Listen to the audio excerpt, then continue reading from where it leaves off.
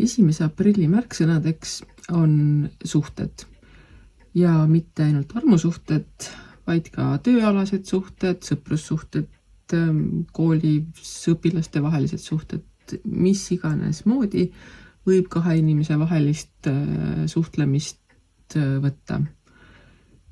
Ja see omakorda näitab ka seda, et need suhted võivad tekitada probleeme, need suhted võivad leida lahendusi, võivad tekkida uued, võivad laguneda, et kõik võimalik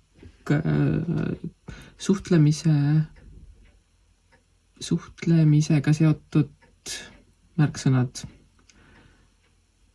Ja kõige parem on seda enesekasuks panna tööle just siis, kui sa tead, kes on sinu sõbrad ning sa oskad nendega leida seda ühist keelt, mis aitab teid mõlemaid.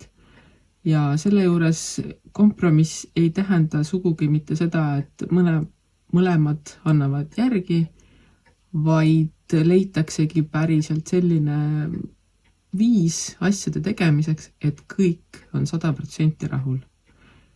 Igal juhul on see väga hea koostegemise päev ning tasub meelde tuletada, kes on sõbrad ning nendele saata tervitusi, kui ei ole tükk aega suhelnud või lihtsalt muud moodi neid endale meelde tuletada ja ennast nendele meelde tuletada.